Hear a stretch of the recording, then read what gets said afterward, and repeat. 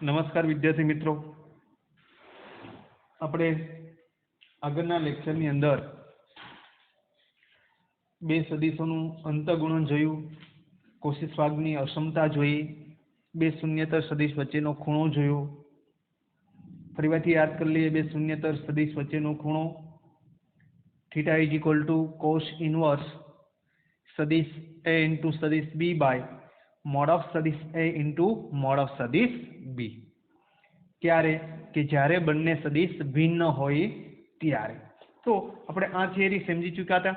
હવે ત્યારબાદની થિયરી જે આવે છે, ખાસ સ્વાધ્યાય 10.3 ની અંદર મેં આગળની જે અંતઃગુણન માટેની વાત કરી, બે સદિશો વચ્ચેનો ખૂણો જોયો. હવે રેખા પર સદિશનો પ્રક્ષેપ, એટલે કોઈ એક રેખા છે એની ઉપર જે સદિશનો પ્રક્ષેપ એટલે કે જે પડછાયો પ્રોજેક્શન જે પડે છે તે પ્રોજેક્શન માટેની વાત છે.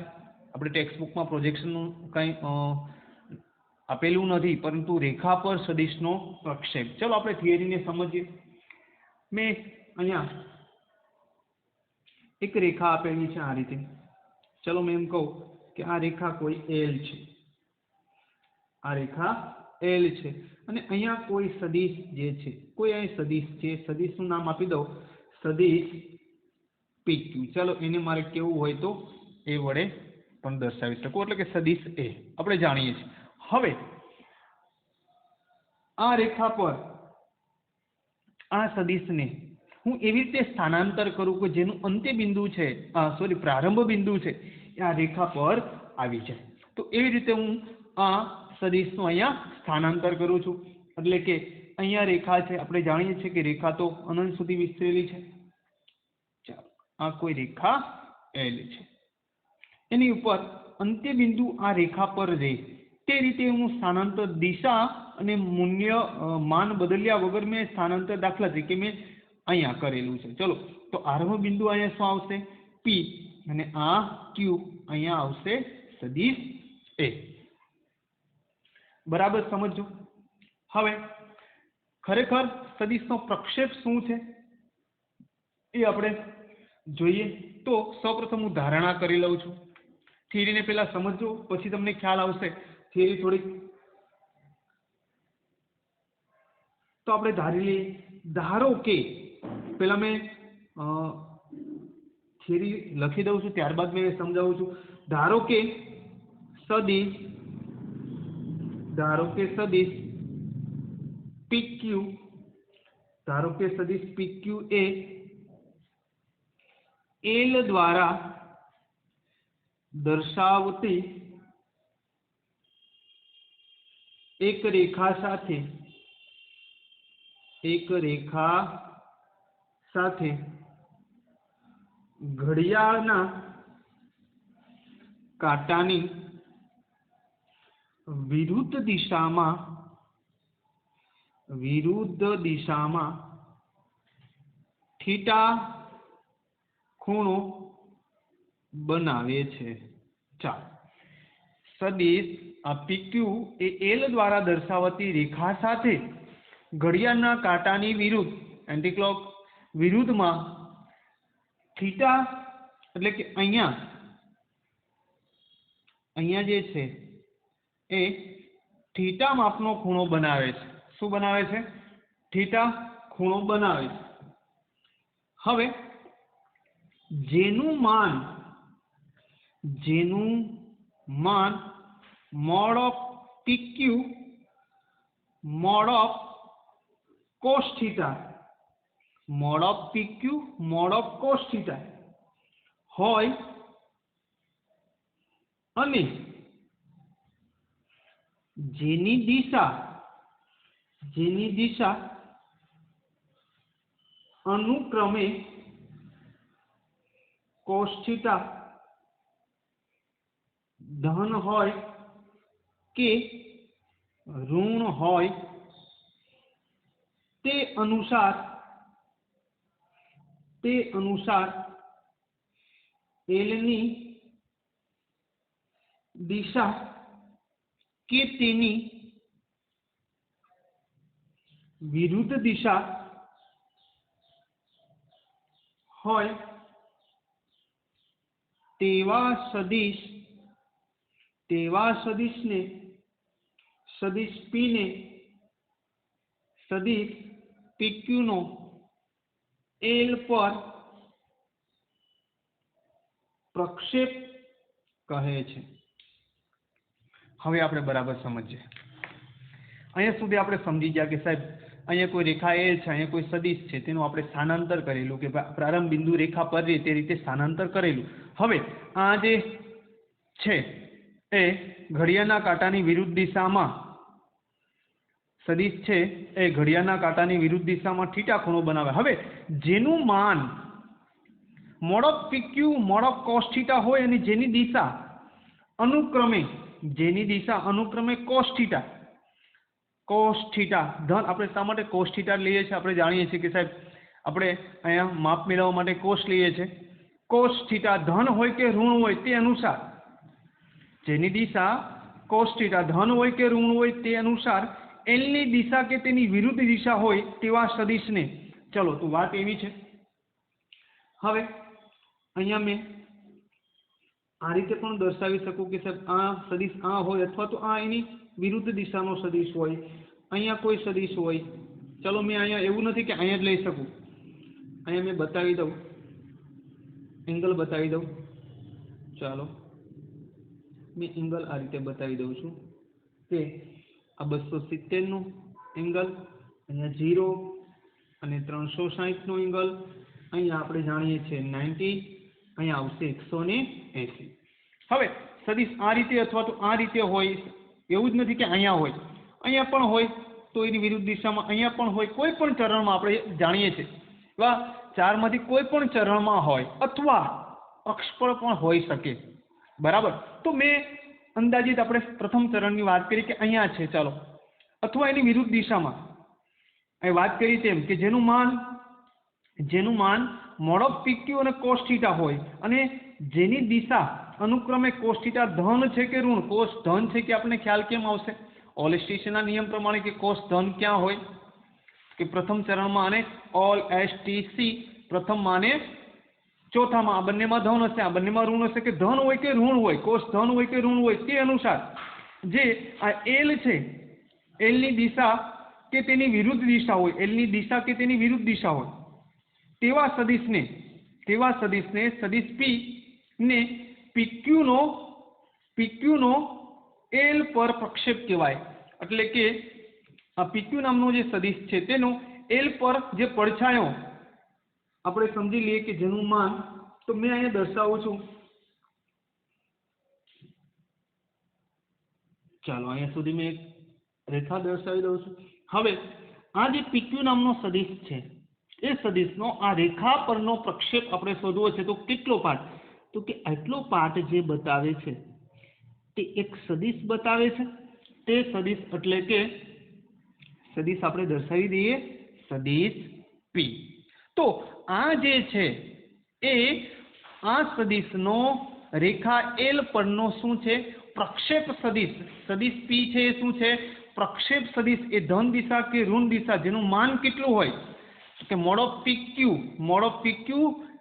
Into cos mode of cos theta હોય, એ આ રેખા આ થીટા છે કોસ ધન છે કે ઋણ છે એ અનુસાર ધન હશે તો આ રીતે આવશે, જે રીતે ધન હશે કે ઋણ અહીંયા હશે સદિશ, અહીંયા હશે કે અહીંયા હશે તે અનુસાર હોય તો તેવો જે સદિશ છે તેવો સદિશ જે આ પીક્યુ છે તેને આ સદિશ પી ને આ પીક્યુ એટલે કે રેખા એલ પરનો શું કહેવાય?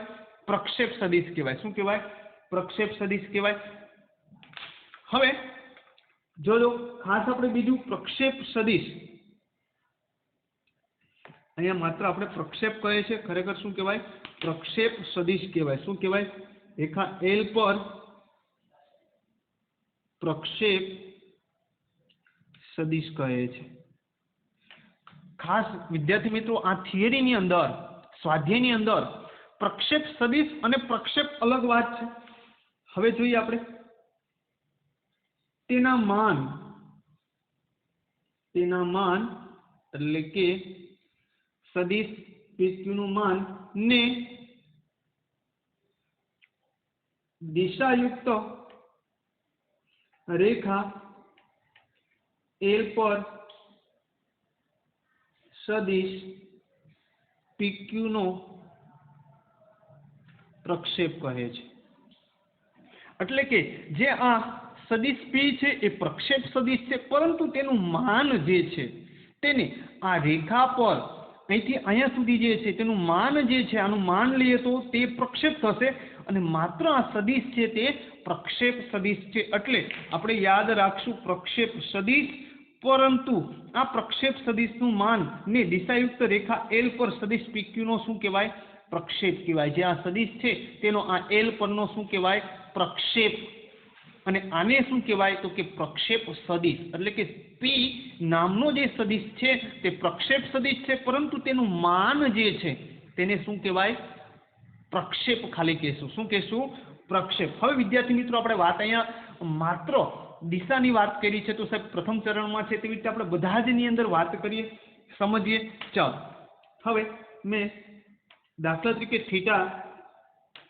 થીટા છે એ 0 અને 90 ની વચ્ચે હોય, થીટા 0 અને 90 ની વચ્ચે। ચાલો મેં અહીંયા ફરી વારથી રેખા દોરું।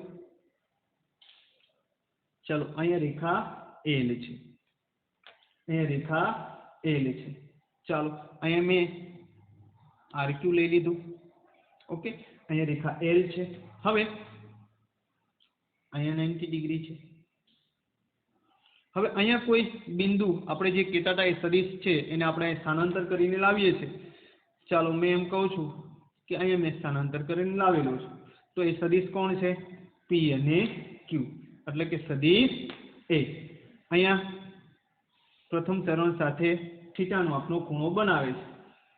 હવે આપણે આ બિંદુને રેખા પરનું કોઈ બિંદુ લઈએ છીએ, તો કે સદિશ આ તરફની દિશા અને અહીંયા બને છે સદિશ P। હવે આપણે કોસ થીટાની વાત કરી હતી, તો કોસ થીટા શા માટે? તો આપણે વાત અહીંયા સમજીએ। પ્રથમ ચરણની અહીંયા આકૃતિ મેં ફરી વાર ત્યાં દોરેલી છે, તો અહીં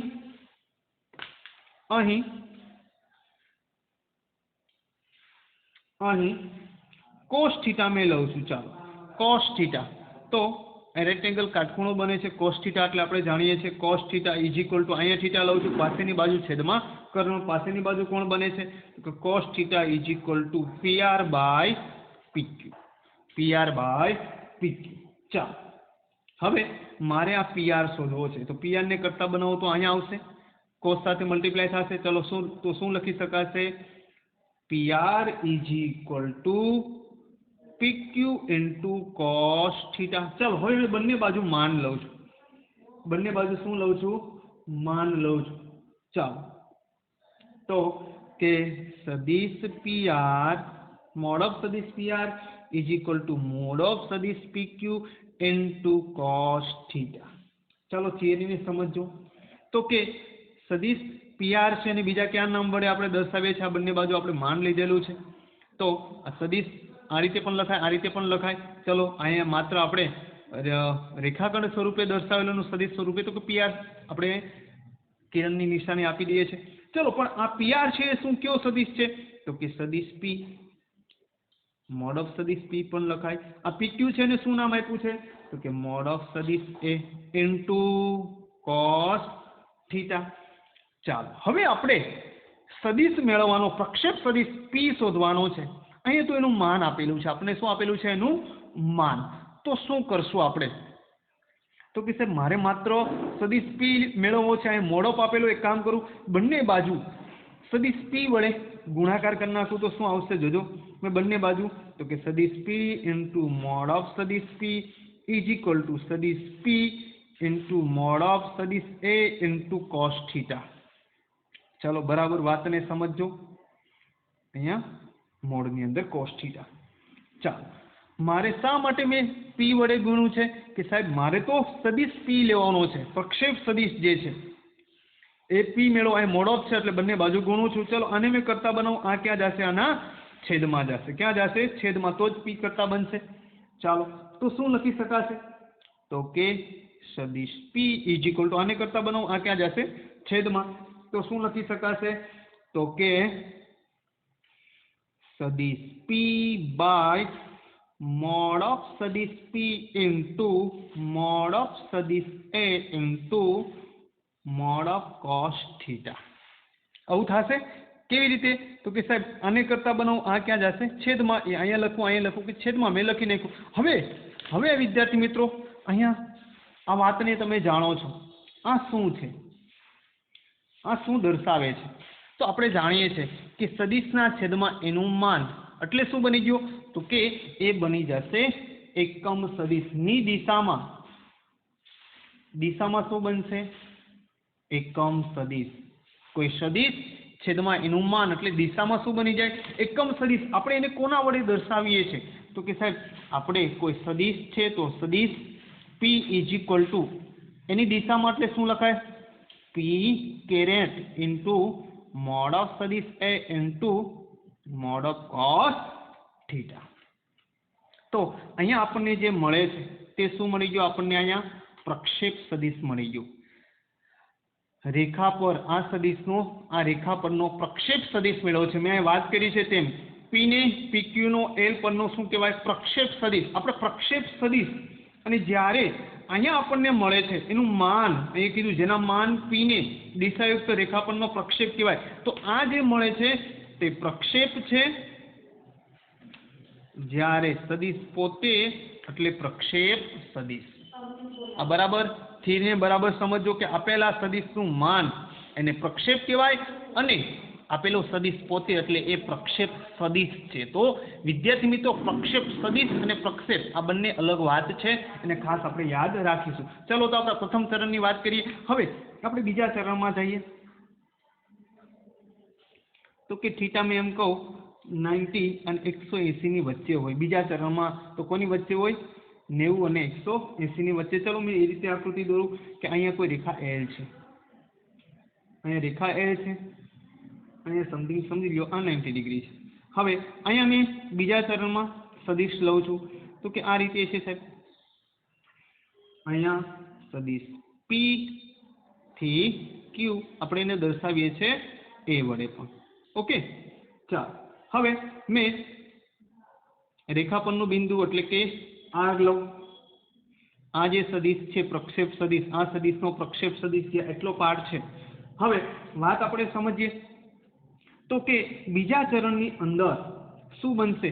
તો કે સાહેબ થીટા અહીંથી અહીંયા સુધી, થીટા અહીંથી અહીંયા સુધી આ થીટા બનશે. આ થીટા કેટલો બનશે?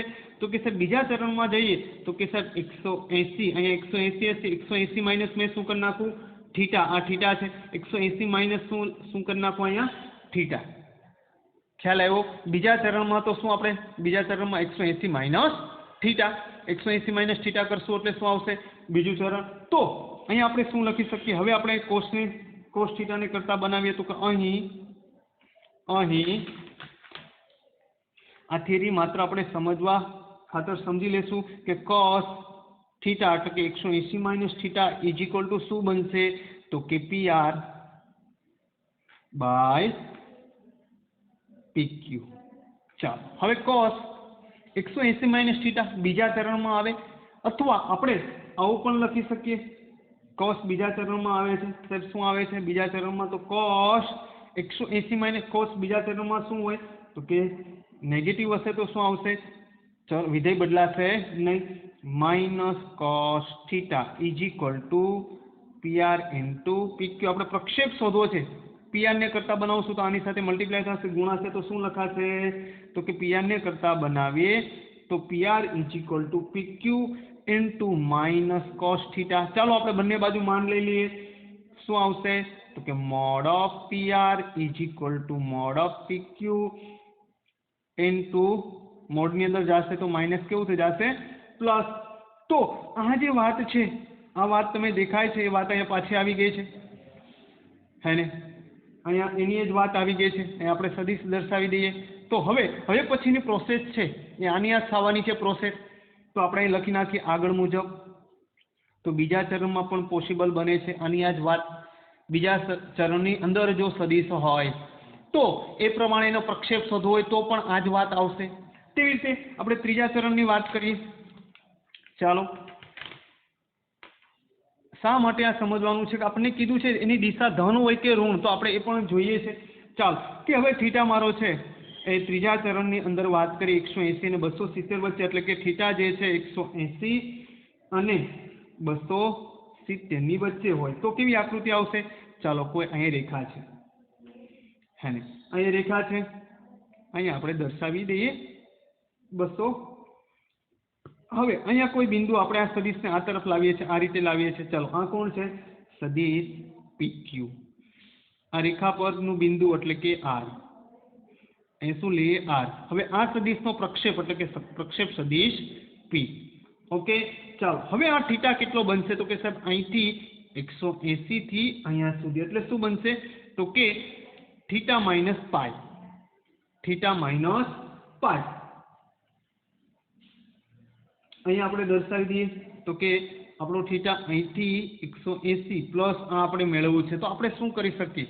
તો કે સાહેબ આપણે આવું પણ કે આમાંથી આ બાદ કરીએ તો પણ ચાલે, ને આમાંથી આ બાદ કરીએ આપણે જાણીએ છીએ. તો સાહેબ મેં એક કામ કરું કે થીટા માઇનસ શું કરી નાખવું? Theta minus pi. તો હવે આપણે લખીએ, શું લખી શકાશે?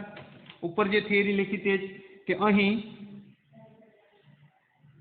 cos theta minus 180, theta minus 180 એટલે મેં ચરણમાં આવી જવાનો છું. તો હવે અહીંયા મેં કોસ લગાવું, થીટા અહીંયા છે, કોસ લગાવીશ તો શું આવશે? સામેની બાજુ એટલે PR, પાસેની બાજુ કોસ એટલે પાસેની બાજુ, છેદમાં કર્ણ, કર્ણ એટલે PQ. આપણે જાણીએ છીએ કે કોસ યુગ્મ વિધેય છે, એટલે 180 માઇનસ થીટા લખો કે થીટા માઇનસ 180 લખો, બંને વાત જ થવાની છે. તો કોસ તો યુગ્મ વિધેય, કોસ માઇનસ ને ગળી જશે, તો આપણે માઇનસ આમાંથી કોમન કાઢશું તો પણ એ જ આવશે 180 માઇનસ થીટા. તો આપણે લખીએ આ રીતે પણ લખી શકીએ cos 180 minus theta is equal to PR by PQ. તો અહીંયા જે વાત થઈ તે જ આગળ મુજબ અહીંયા પણ વાત થવાની, મતલબ એવો છે આગળ મુજબ આપણે લખી નાખીએ આગળ મુજબ કે આગળ મુજબ ત્રીજા ચરણમાં પણ તમને સદિશ નો પ્રક્ષેપ સદિશ અને પ્રક્ષેપ બંને આ જ મળવાના છે. તેવી રીતે આપણે દર્શાવવું હોય તો ચોથા ચરણમાં પણ આપણે દર્શાવી શકીએ.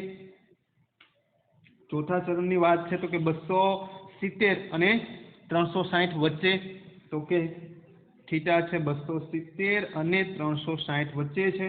ચાલો આ રીતે દર્શાવવું હોય તો આપણે દર્શાવી શકીએ.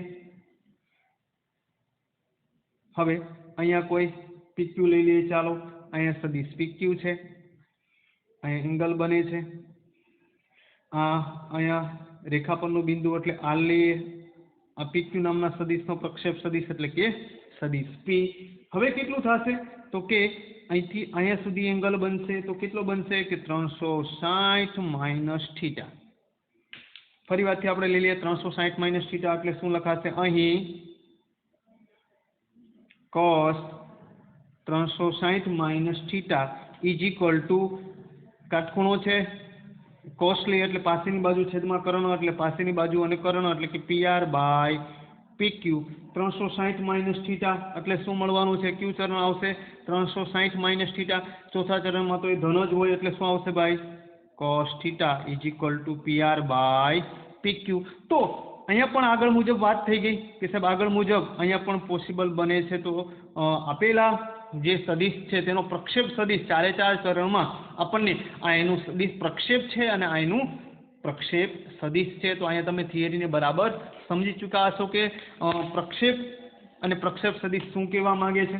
હવે આપણે સાહેબ અહીંયા બધા ચરણોની વાત કરી કે સાહેબ ચારે ચાર ચરણમાં જો સદિશ હશે તો એના પ્રક્ષેપ, પરંતુ અક્ષો પર હશે તો શું થાય? તો આપણે એ પણ જોઈએ. ચલો અક્ષો પર હોય સદિશ તો એનો પ્રક્ષેપ શું થાય? તો અક્ષો પર આપણે સદિશના પ્રક્ષેપો જોઈએ.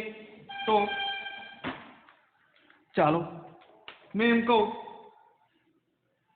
કે થીટા ઇઝ ઇક્વલ ટુ 0. ચલો અક્ષ પર છે તો અહીં જોઈ લઈએ આપણે એનું માન. મોડ ઓફ સદિશ P ઇઝ ઇક્વલ ટુ શું બનતું હતું કે મોડ ઓફ સદિશ A into cos theta, mode of cos theta. આના પરથી આપણે જોઈએ કે જો સદિશ છે એ અક્ષ પર એટલે કે OX ધન દિશા ઉપર હોય, આપણે જાણીએ છીએ એની ઉપર હોય તો શું બને? તો કે સાહેબ આપણને એનું શું મળે છે? પ્રક્ષેપ આપણને એનો શું મળે છે? તો કે સાહેબ અહીંયા આપણે 0 લઈએ, cos 0, તો કે મોડ ઓફ સદિશ P is equal to mod of સદિશ A ઇન્ટુ અહીંયા cos 0 લઈ અહીંયા થીટા છે તો કે cos 0 આપણે જાણીએ છીએ cos 0 શું થઈ જવાનો છે 1 થઈ જવાનો છે cos 0 1 ઇન્ટુ મોડ ઓફ સદિશ A એટલે આપણને શું મળશે મોડ ઓફ સદિશ A। તેવી રીતે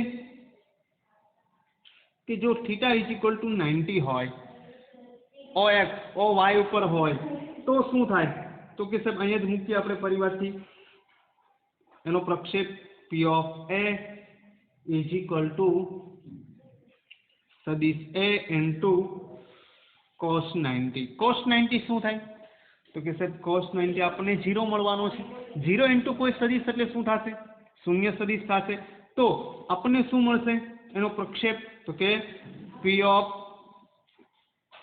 સદિશ P એનું માન ઇઝ ઇક્વલ ટુ આપણને શું મળશે 0 મળશે શું મળશે 0। હવે આપણે આ અક્ષ તરફ આવીએ ઋણ અક્ષ તરફ જઈએ છીએ તો કે જો થીટા ઇઝ ઇક્વલ ટુ 180 એટલે કે કેવું છે વિરુદ્ધ છે આપણે જાણીએ છીએ કઈ દાસુ છે વિરુદ્ધ છે। ચાલો અહીં આપણે મૂકીએ આની અંદર પ્રક્ષેપની અંદર તો કે સદિશ P is equal to mod of સદિશ A into mod of cos theta. ચાલો સદિશ P is equal to mod of સદિશ A cos કેટલા મૂકવાના છે 180 cos 180 આપણે જાણીએ છીએ cos 180 શું બનવાના છે તો કે 1 બની જવાના છે શું બનવાના છે 1 તો આપણે શું મળશે સદિશ P ઇઝ ઇક્વલ ટુ સદિશ A। તેવી રીતે થીટા ઇઝ ઇક્વલ ટુ 270 હોય તો કે મોડ ઓફ સદિશ P is equal to mod of સદિશ A ઇન્ટુ cos 270। ચાલો 270 ઓ y ડેશ એટલે કે y ના વિરુદ્ધ તો કે શું આવશે સદિશ P is equal two 270 cos શું થવાના છે તો કે સાહેબ તે 0 થવાના 0 ઇન્ટુ સદિશ A એટલે તમને શું મળવાના 0। તો આ પરથી આપણે એવું તારણ કરી શકીએ થીટા ઇઝ ઇક્વલ ટુ 0 90 180 હોય 270 માટે પણ સદિશ P is equal to mod of સદિશ A into mod of cos theta then આપણે આવું પણ લખી શકીએ અને આપેલા સદિશનું પ્રક્ષેપ સદિશ ઇઝ ઇક્વલ ટુ શું આપણે મેળવતું સદિશ A into mod of cos theta into P caret સત્ય છે। એનો મતલબ ચારે ચાર ચરણની અંદર અને અક્ષો પર જે સદિશ છે તેનો પ્રક્ષેપ સદિશ અને પ્રક્ષેપ એ સત્ય છે। આપણે જોયું આગળની થિયરીમાં કે કોઈ ચરણમાં હોય તો પણ તે સત્ય છે અને અક્ષો પર હોય તો પણ તે સત્ય છે। હવે આ માત્ર આપણે થિયરિકલ ટોપિક સમજ્યા। હવે આપણે યાદ રાખવા માટેની જે વાત છે જે આપણા સ્વાધ્યાયની અંદર જે આપણે ક્વેશ્ચનો કરવાના છે એના માટે આપણે ખાસ યાદ રાખીએ આપણે આ સૂત્રને યાદ રાખવાના છે યાદ રાખો અને આ ચેપ્ટર માટે ખાસ યાદ રાખવાના છે। ચાલો કે સદિશ એનો સદિશ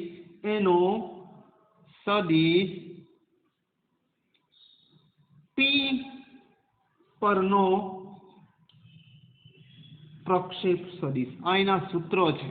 આપણે આ થિયરિકલ ટોપિક સમજ્યા કે સાહેબ ચારે ચાર ચરણની અંદર કોઈ પણ સદિશ છે તો તેનો પ્રક્ષેપ સદિશ આપણને આ રીતે મેળવે છે। હવે અહીંયા આપણને કીધું સદિશ A નો સદિશ P પરનો પ્રક્ષેપ તો એને આપણે સૂત્ર દ્વારા આ રીતે લખશું કે સદિશ A ઇન્ટુ સદિશ P બાય સદિશ A ઇન્ટુ સદિશ P બાય મોડ ઓફ સદિશ P સ્ક્વેર ઇન્ટુ સદિશ P।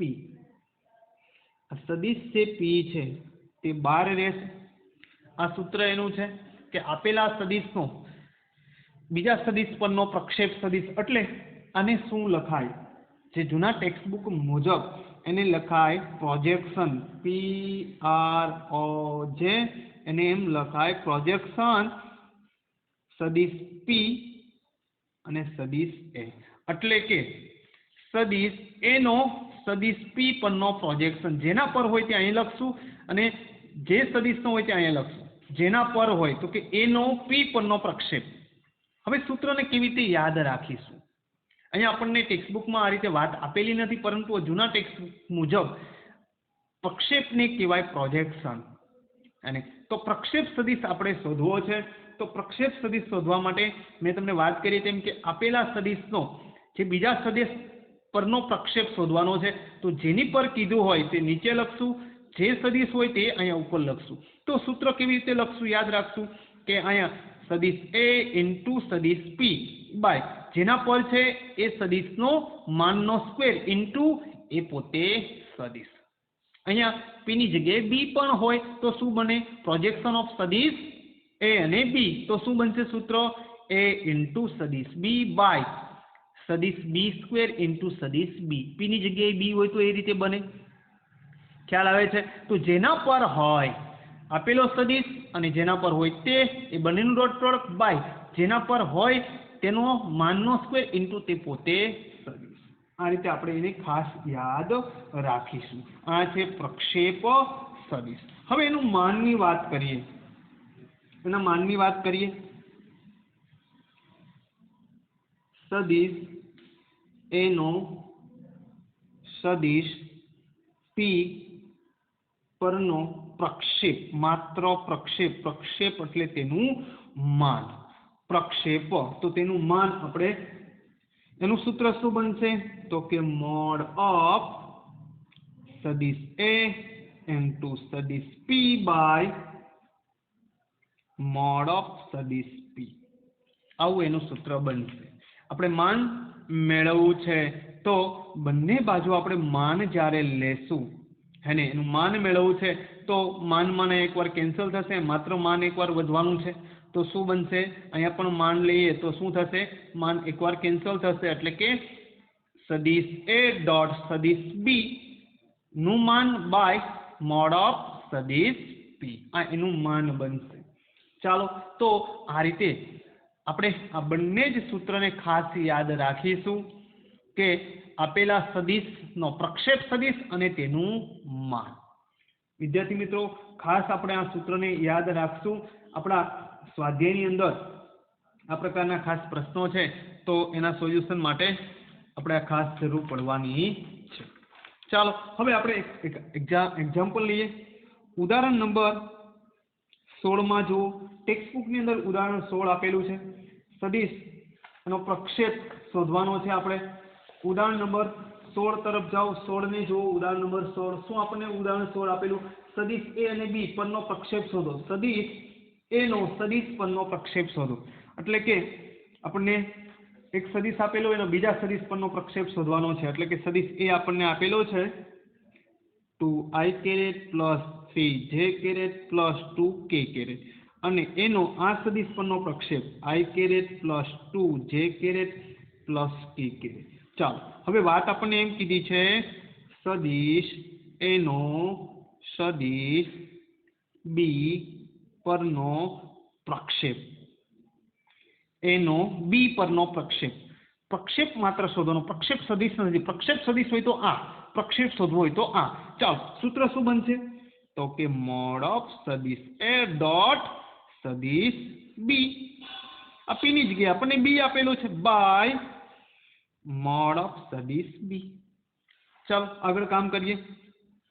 તો કે આપેલો સદિશ A કોણ છે? એના અદિશ ઘટકો લઈ લે. તો કે 2 3 2 ડોટ B સદિશ તો કે 1 2 1 2 1 એનું માન બાય આપેલો બીજો સદિશ છે તેનું માન, એટલે કે બીજા સદિશના અદિશ ઘટકો લઈ લે. એનું માનને કેવી રીતે દર્શાવાય? તો કે 1 સ્ક્વેર 2 સ્ક્વેર અને 1 સ્ક્વેર. ચાલો આપણે આગળ કામ કરીએ. આ બંનેનો ડોટ ગુણાકાર કરીએ. શું આવશે? 2 એકુ 2. શું આવશે? 2 એકુ 2 વત્તા 3 દુ 6 વત્તા 2 એકુ 2. ત્યારબાદ આનો 1 સ્ક્વેર 2 સ્ક્વેર 1 એટલે કે 1 વર્ગમૂળની અંદર 1 2 નો વર્ગ 4, 1 નો વર્ગ 1। ચાલો હવે આ ટોટલ કેટલા થશે? 8 ને 2 10, મોઢની અંદર 10 બાય આ શું આવશે? 4 ને 1 5 ને 1 6 √6। ચાલો હવે આનું રૂટ દૂર કરવું હોય અથવા આનું માન 10 નું માન શું આવશે? આપણે જાણીએ છીએ ધન જ છે તો કે 10 બાય √6, અથવા આપણે આને દૂર કરવો હોય તો એ રીતે પણ દૂર કરી શકીએ, √6 બાય √6 લઈ તો પણ કામ કરી શકીએ ભાઈ। √6 ઇન્ટુ √6 તો શું આવશે? 10 ઇન્ટુ √6 બાય √3 √6 એટલે 6। ચલો અહીં ઉડી શકે છે 3 દુ 6 અને 5 દુ 10, તો આપણે અહીં લખી શકીએ 5/3 √6। તો આ રીતે આપણે દર્શાવી શકીએ। તો વિદ્યાર્થી મિત્રો તમને ખ્યાલ આવ્યો હશે કે આપેલા સદિશનો પ્રક્ષેપ કેવી રીતે શોધી શકાય અને પ્રક્ષેપ સદિશ કેવી રીતે શોધી શકાય। અહીં મેં તમને કીધું જે સદિશનો હોય જેની પર હોય એને નીચે લખવાનું, પછી સૂત્રમાં હંમેશા માટે યાદ રાખવાનું આ બંનેનું ડોટ પ્રોડક્ટ બાય નીચેનાનો માનનો સ્ક્વેર ઇન્ટુ ડોટ એ સદિશ। પ્રક્ષેપ સદિશ શોધવો હોય તો, માત્ર પ્રક્ષેપ શોધવો હોય તો બંને સદિશનો ડોટ પ્રોડક્ટનું માન છેદમાં જેના પર હોય એના પર એનું માન। ખ્યાલ આવી ગયો?